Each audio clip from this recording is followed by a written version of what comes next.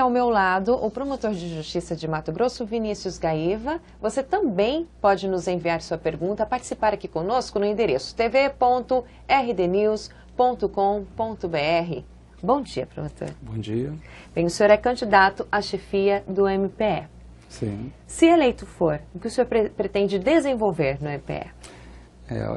Nós lançamos mão de uma plataforma, na perspectiva de gestão, chamada gestão sem lacunas, ou seja, aquele modelo de gestão que seja mais participativo, com todos os integrantes do Ministério Público, envolvendo no desenvolvimento dessa plataforma não só os membros do Ministério Público, mas também os servidores da instituição que integram os quadros, do Ministério Público do Estado de Mato Grosso.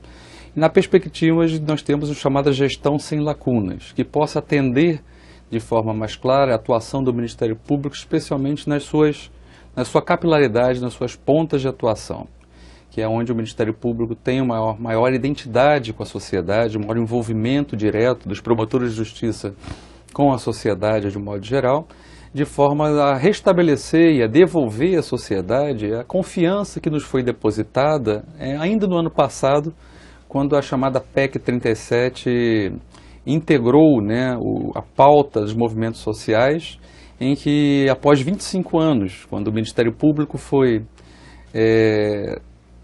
digamos assim, eleito, nomeado pelo Poder Constituinte Originário defensor da sociedade, passados 25 anos foi a sociedade que veio às ruas defender a instituição do Ministério Público. Então, a minha perspectiva é que eu desenvolva uma gestão à frente da instituição que possa atender às demandas sociais que são depositadas e dirigidas ao Ministério Público de forma mais eficiente, de forma mais resolutiva e de forma a atender essa expectativa social e de resgate da nossa poder de atuação, do nosso poder de articulação, do nosso poder de envolvimento com a sociedade, com os demais poderes constituídos, enfim, tentar criar uma realidade social que possa tirar do texto constitucional a expectativa de transformação social que a instituição foi incumbida pelo Constituinte de 88.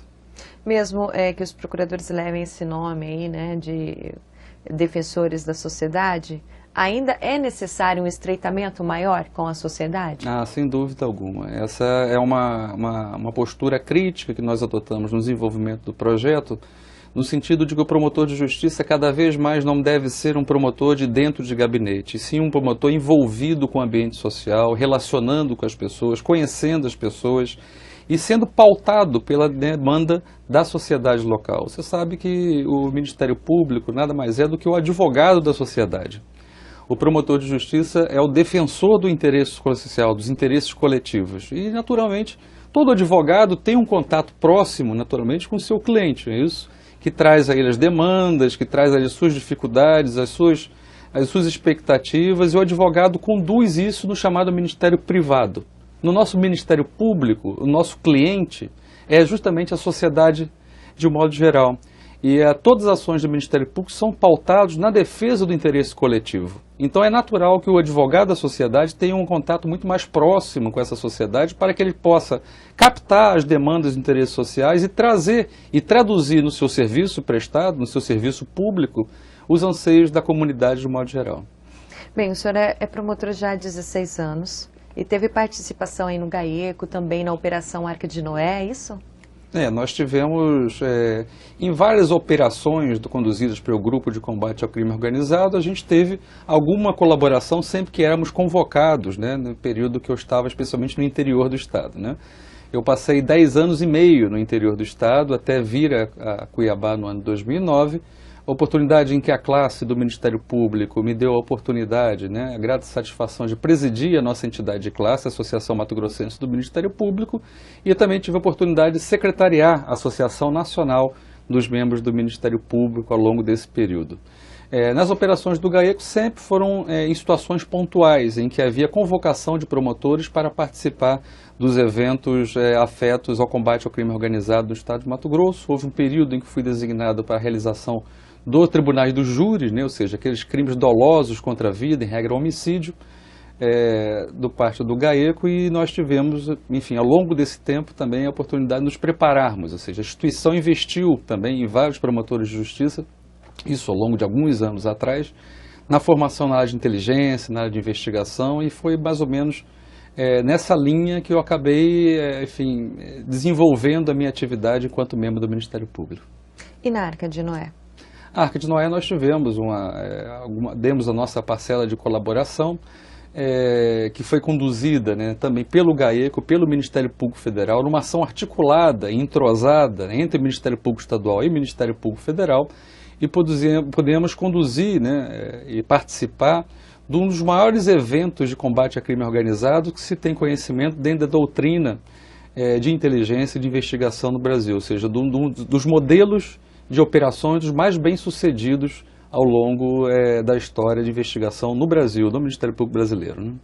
Agora, só interrompendo um pouquinho, se você aí de casa tiver alguma pergunta, você que nos acompanha pelo canal 27 e também no portal do grupo RD News, pode enviar aqui o seu questionamento, a sua pergunta agora e participar conosco aqui ao vivo, mandando a sua pergunta, a sua sugestão, aqui ao nosso entrevistado. tv.rdnews.com.br. Faz uma avaliação para a gente sobre a gestão de Paulo Prado. Esta última gestão do Paulo Prado, ela é objeto de algumas colocações que nós fizemos, né? Evidentemente tem bônus, mas também tem algumas readaptações que nós sabemos que mesmo as melhores práticas de gestão, ao longo do tempo elas se tornam obsoletas e nessa realidade de constante transformação social elas precisam de determinados ajustes, né, para que nós possamos garantir o mesmo padrão de resolutividade. Eu tive a oportunidade recentemente de participar de um evento em sistema de imersão pelo Ministério Público em São Paulo, chamado Programa de Gestão Avançada.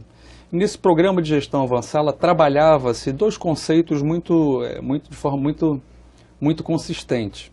Uma delas era a questão da alternância no exercício do poder institucional.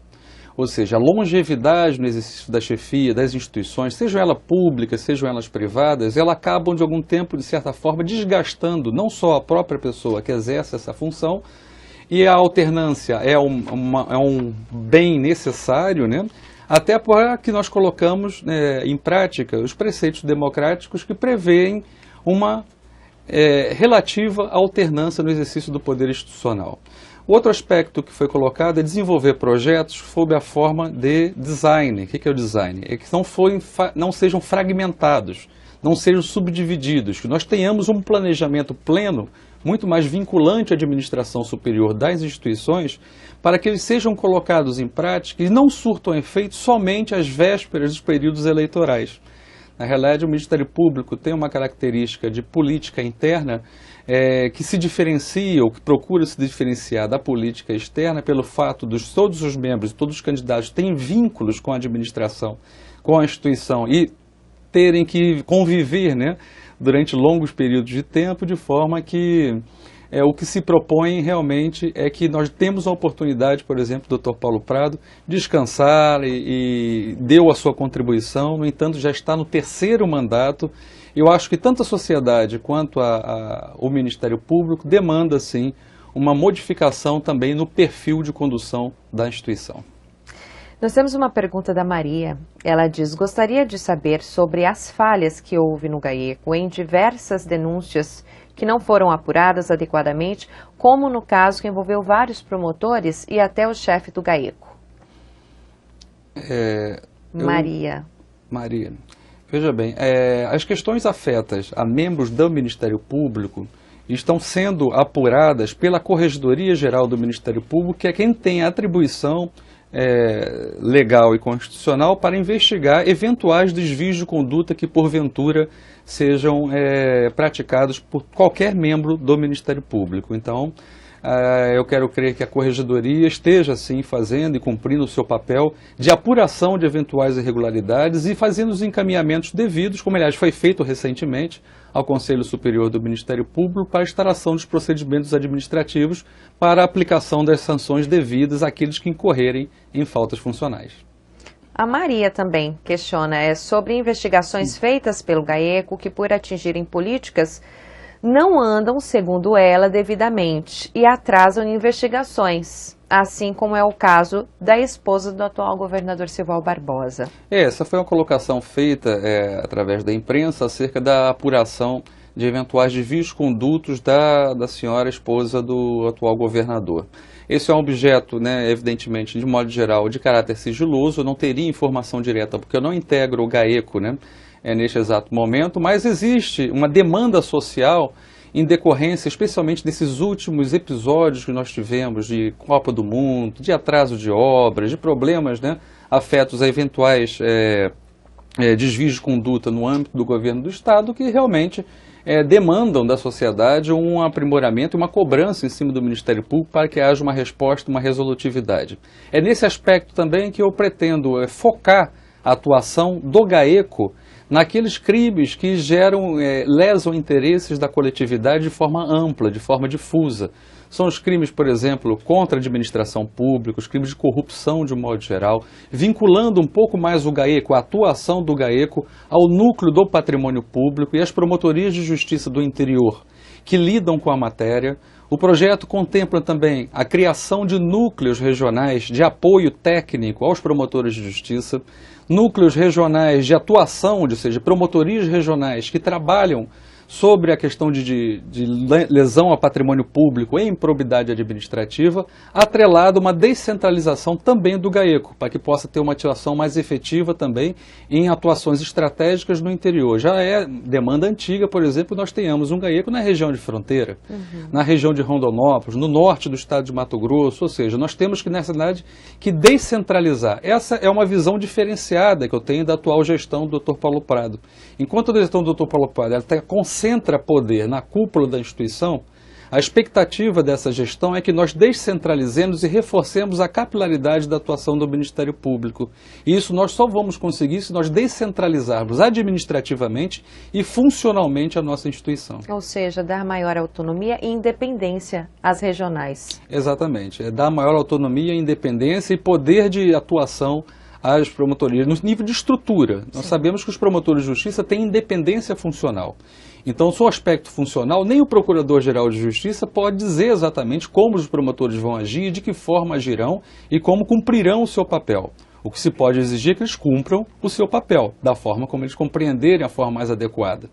No entanto, o que nós podemos fazer é dar o apoio administrativo aos promotores de justiça, estruturando as promotorias de justiça. Por exemplo, nós temos uma divergência enorme em termos de estrutura da capital, de Cuiabá, em relação ao mesmo conglomerado urbano que é a Várzea Grande.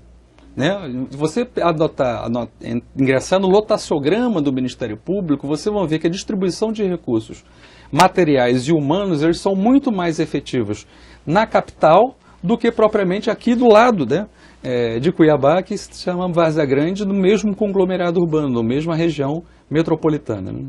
Nós temos outra pergunta aqui, promotor. O Ângelo Oliveira gostaria que comentasse sobre a judicialização da saúde no estado de Mato Grosso. O processo de judicialização da saúde é uma realidade que tem sido vivenciada em decorrência das deficiências que nós encontramos. Isso não é uma realidade só de Mato Grosso, né, uma realidade brasileira, das deficiências dos serviços públicos e até mesmo serviços privados de atendimento à população no aspecto da saúde. Né?